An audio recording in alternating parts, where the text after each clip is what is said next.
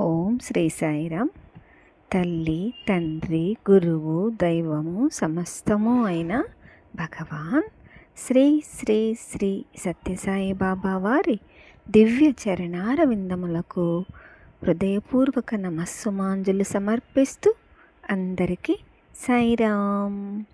షిరిడి నుండి పుట్టపర్తి డాక్టర్ ఆర్టి కాకడే గారు రచించిన పుస్తక పఠనం తరువాయి భాగం అండి. 35వ ప్రకరణం. శివంలో మేము నడుపుతూ ఉన్న క్లినిక్ కూడా నానాటికి అభివృద్ధి చెందుతూ ప్రజాదరణ పొందుతూ వస్తోంది. ఈ సందర్భంగా ఒక ఆదివారం నాడు జూలై 10వ తేదీ 1977 ఒక పెద్ద మనిషి నా దగ్గరకు చికిత్స కోసం వచ్చాడు. సభ్యత కోసం అతని అసలు నామధేయాన్ని మరుగున ఉంచి అతనిని శ్రీరాజన్గా ఇక ముందు ఉదహరిస్తూ ఉంటాను. అతని రుగ్మత ఫ్లూ వ్యాధి. అతనికి ఒక ఇంజెక్షన్ ఇచ్చి మిగిలిన 3 నా స్వంత క్లినిక్ వచ్చి తీసుకోమని సలహా ఇచ్చాను. కారణం, ఆ 4 ఇంజెక్షన్లు వరుసగా 4 రోజులు తీసుకోవాలి కాబట్టి.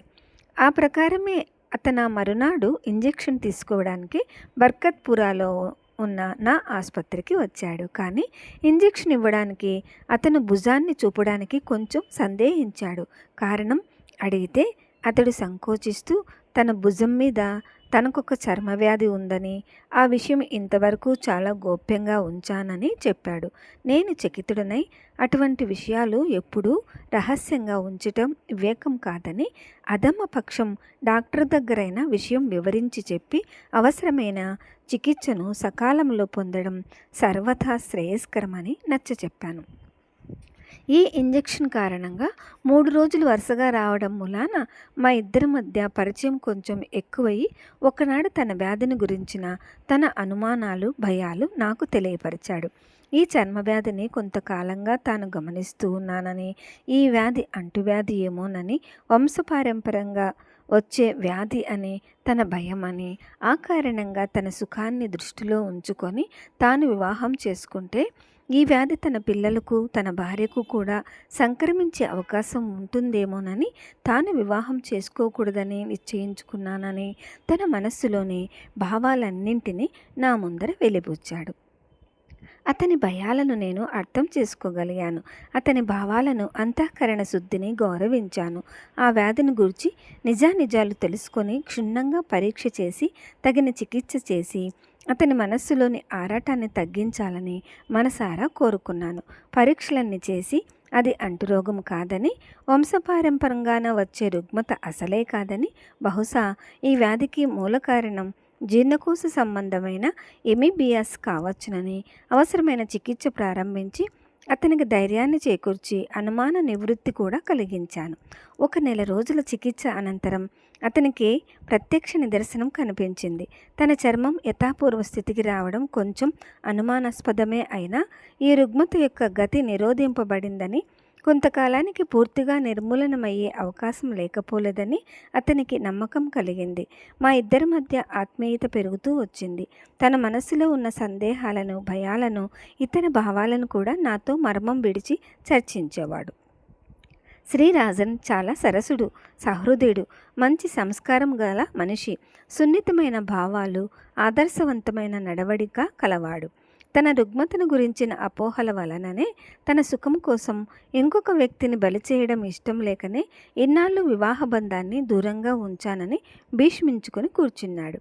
వయసు మళ్ళిన తల్లి కానీ, అతని సోదరీమణులు కానీ, ఆప్తులు కానీ ఎంత నచ్చ చెప్పడానికి ప్రయత్నించినప్పటికీ తన వివాహ విషయంలో తన పట్టును వీడలేదు. ఇప్పుడు తన వ్యాధి యొక్క నిజస్వరూపం నేను వివరించి చెప్పిన మీదట నా చికిత్సలో కొంత నమ్మకం కలిగిన తర్వాత తన పట్టును కూడా కొంచెం సడలించి తన వివాహానికి సూత్రప్రాయంగా అంగీకరించాడు. కానీ దానికి కూడా కొన్ని కఠోర నిబంధనలను విధించాడు. మొదటిది, తనని వివాహం ఆడబోయే కన్యకు తన వ్యాధిని గురించి పరిపూర్ణ వివరాలు తెలియాలి. తానెరిగిన వైద్యునితో సంప్రదించి మనస్సు సమాధానమైన తర్వాతనే తనను వివాహం ఆడటానికి అంగీకరించాలి. రెండవది, ఈ వివాహానికి బాబా యొక్క పరిపూర్ణ అంగీకారం, అనుమతి కావాలి. మూడవది, ఆ కాబోయే భార్య కూడా బాబా భక్తురాలై ఉండాలి. ఒకవేళ వివాహ అత్పూర్యం కాకపోయినా వివాహానంతరం అయినప్పటికీ భక్తురాలు కావడానికి అనుకూలురాలై ఉండాలి. 4వది, వివాహమైన తరువాత ప్రస్తుతం తనపైన పూర్తిగా ఆధారపడి ఉన్న ఇద్దరు సోదరీమణులను ప్రేమతో అభిమానంతో ఆదరించగలిగి ఉండాలి. వారికి కూడా వివాహమై వారి అత్తవారి ఇండ్లకు వారు తరలి వెళ్ళే వరకు అందులో ఒక చెల్లెలు అవధ్యురాలు కావడం మూలాన అవసరమైతే వారిద్దరిని కానీ ఒకరిని కానీ ఆజన్మాంతం ఆదరించే ఓర్పు ఆదరణ కలిగి ఉండాలి. ఈ నిబంధనలన్నింటినీ లోబడగల శీలవతి ఎవరైనా నా దృష్టిలో ఉంటే తన వివాహాన్ని గురించి పునరాలోచన చేయడానికి తనకు అభ్యంతరం లేదని నిష్కర్షగా చెప్పాడు. ఒకవేళ అటువంటి సంబంధం కుదరకపోయిన పక్షంలో మీ వ్యవహారం అంతా గుప్తంగానే ఉండాలని, వీలైతే మర్చిపోవాలని తన కోరిక అని కూడా చెప్పాడు. చాలా చిత్రమైన క్లిష్టమైన గొంతెమ్మ కోరికలే అయినా నేను మనస్ఫూర్తిగా ప్రయత్నించి తలపెట్టాను. అతనంటే నాకు గల గౌరవం అభిమానం అంత గొప్పవి. అప్పటి వరకు నా మనోవిధిలో ఇన్ని నిబంధనలకు కూడా తగిన అమ్మాయి లేకపోయినా ఆ మధ్యాహ్నం భోజనాల సమయంలో ఈ ప్రసక్తి తెచ్చినప్పుడు నా భార్య శీల వెంటనే మాకు సుపరిచితరాలైన లక్ష్మి పేరు సూచించింది. లక్ష్మి మా కోడలు సౌభాగ్యవతి శోభకు సన్నిహిత స్నేహితురాలు, బాబా భక్తురాలు, గుణవంతురాలు, సౌమ్య స్వభావం కలది, చదువుకున్నది. అప్పట్లో ఒక స్కూల్లో ప్రధాన అధ్యాపకురాలుగా ఉద్యోగం చేస్తుంది. పెద్ద అందగత్తె కాకపోయినా లక్షణమైన ముఖం, చాలా చురుకైన పిల్ల. కుటుంబం కూడా చాలా మర్యాద గల కుటుంబం. ఆమె తల్లి కూడా ఆమెకు తగిన సంబంధం కోసం ప్రయత్నం చేస్తోంది. తండ్రి లేని కారణంగా ఆమె వివాహం ఆమె తల్లి బాధ్యత అయ్యింది. ఇంకా వయసు ముదరకుండా ఆమె వివాహం జరిపించాలని తల్లి ఆరాటం. రాజునకు కులగోత్రాల పట్టింపు లేకపోయినా అదృష్టవశాత్తు ఇద్దరిది ఒకటే కులం. అన్ని విధాల ఈ సంబంధం రాజునకు తగినదని మేము ఉభయులము నిర్ణయించుకున్నాము. 6-7 సంవత్సరాల కిందట ఆమె తల్లి లక్ష్మిని తీసుకుని పుట్టపర్తి వెళ్ళి బాబాను దర్శించి ఈ ప్రస్తావన తెచ్చినప్పుడు స్వామి దయతో ఆశీర్వదించి ఆమెకు తన కూతురు పెళ్లి విషయమే ఏమీ ఆదుర్దా అవసరం లేదని, సకాలంలో ఆమెకు అనుకూలమైన చక్కని వరుడు లభిస్తాడని ఆశ్వాసన ఇచ్చారట. ఇప్పుడు ఆ సమయం ఆసన్నమైనదన్న విశ్వాసంతో మేము ఉభయులము ఈ సంబంధానికి సంధానకర్తలుగా వ్యవహరించడానికి పూనుకున్నాము. అయితే ఎవరికీ ఇటుగాని అటుగాని ఈ విషయాన్ని తెలియపరచలేదు. లక్ష్మి స్నేహితురాలు మా కోడలు శోభ హైదరాబాదులో లేదు. తాను తన భర్తతో మద్రాసులో ఉంటుంది. అందుచేత నా భార్యే ఈ బాధ్యత తనపై వేసుకొని ఒక శుభదినాన లక్ష్మిని మా ఇంటికి పిలిపించి ఈ ప్రసక్తి తెచ్చింది. వరుడెవరో చెప్పకుండా అతని గుణగుణాలన్నీ వివరించింది. చాలా సున్నితమైన విషయమైన అతని రుగ్మతను కూడా బయటపెట్టింది. నేను దాని వివరాలన్నీ చెప్పి ఇతర వైద్యుల అభిప్రాయం కూడా తీసుకోవడం ముఖ్యమని లక్ష్మి సహాధ్యురాలైన 2 డాక్టర్లతోనూ వైద్య వృత్తిలో ఉన్న తన సోదరునితోనూ ఈ రుగ్మతను గురించి చర్చించి వారి అభిప్రాయం కూడా తీసుకోమని సలహా ఇస్తూ నా అభిప్రాయాన్ని కూడా వ్యక్తం చేశాను. సహజంగా కాబోయే ఆ వరుడెవరో తెలుసుకోవాలని లక్ష్మికి ఉబలాటంగా ఉంది కానీ మేము చెప్పలేదు. ఒక వారం రోజులు పోయాక తన వారిని అందరితోనూ ముఖ్యంగా తన తల్లితోనూ సంప్రదించి తన సమ్మతిని తెలియజేసింది. ఇంకా తర్వాతి బాధ్యత రాజన్ను కదిపో చూడడం. నేను లక్ష్మిని గురించి వివరాలన్నీ రాజన్కు తెలియచేశాను. ఆమె పేరును మాత్రం చెప్పకుండా అతను కొంచెం సుముఖంగానే ఉన్నట్లు కనిపించాడు. కానీ ఆమె కుటుంబాన్ని గురించి, వంశాన్ని గురించి, అంతకన్నా ముఖ్యంగా జీవితాన్ని గురించి, జీవిత లక్ష్యాలపై ఆమెకున్న అభిప్రాయాన్ని తెలుసుకోకోరాడు సహజంగానే.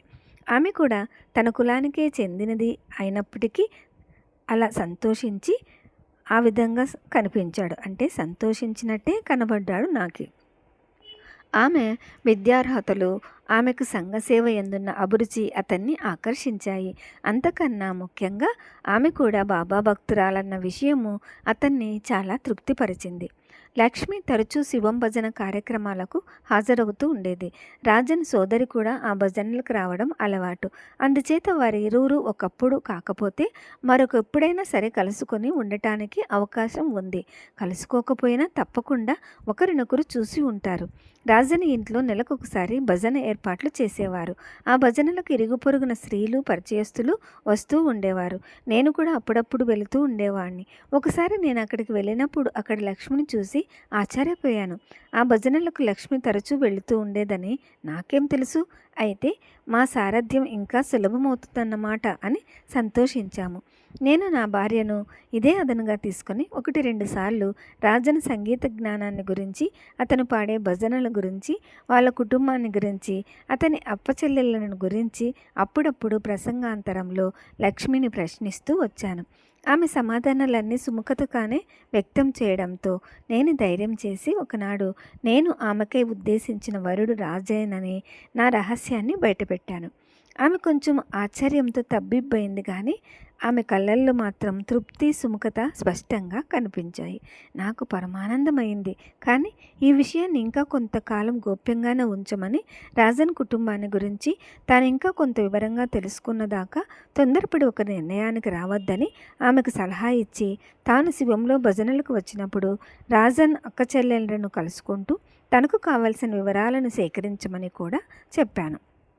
1977 సంవత్సరం నవంబర్ 10వ తేదీ గురువారం నాడు దీపావళి సందర్భంగా మా ఇంట్లో లక్ష్మీ పూజ జరిగింది.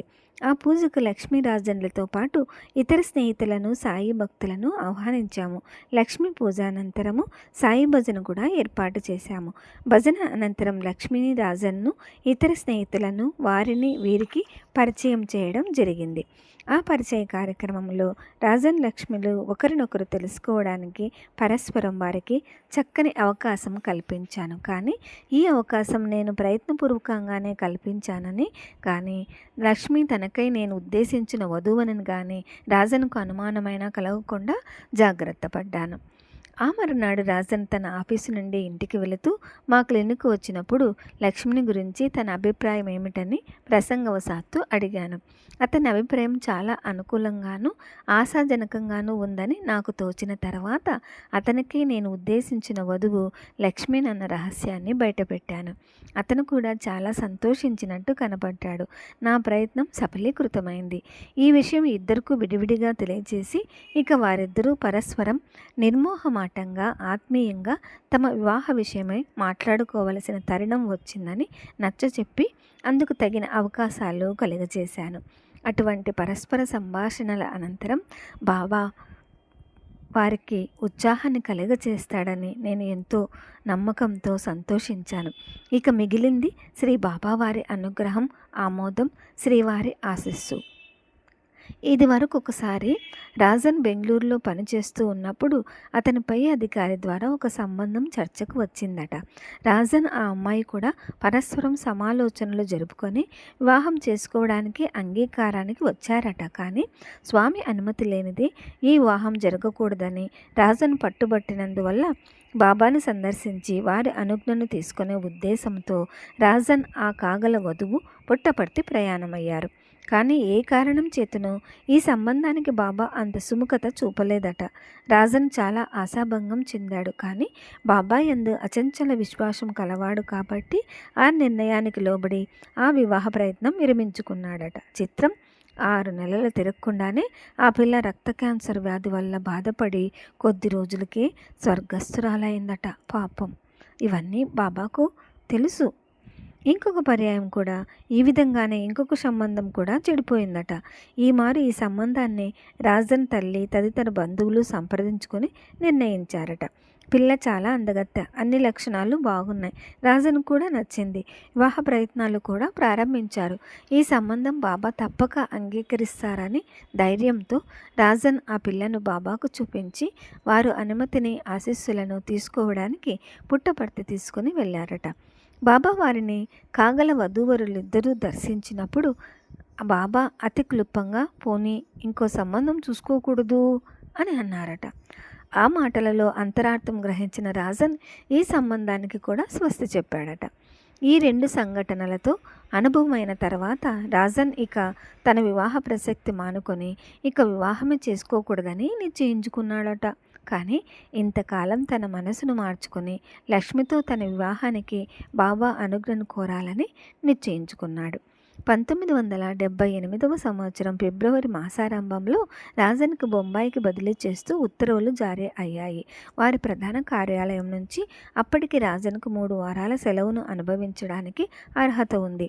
ఆ సెలవును వినియోగించుకొని పుట్టపర్తి వెళ్ళి బాబా దర్శనం చేసుకుని తన వివాహ విషయం స్వామికి విన్నవించి వారి అనుమతిని ఆశీస్సులను పొందాలని రాజన్ ఆశ.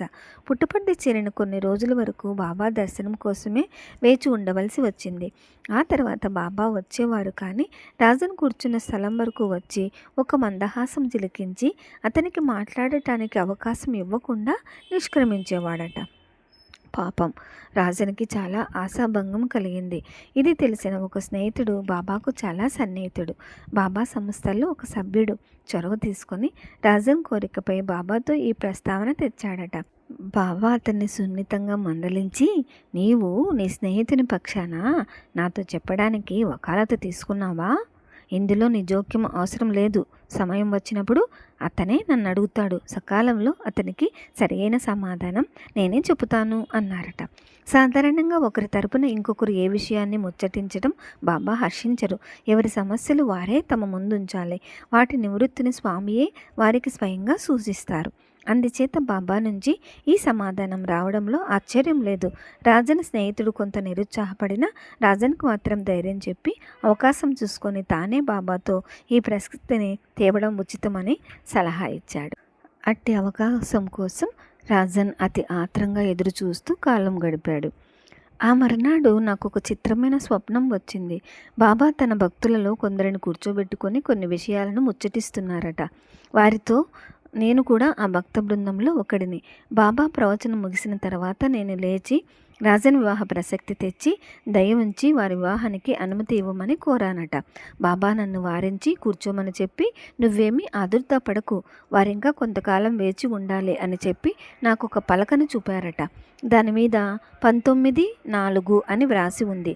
అది తేదీ మాసం అయితే 19 ఏప్రిల్ అనే భావం అనుకోవచ్చు. కానీ ఏ సంవత్సరం అది లేదే.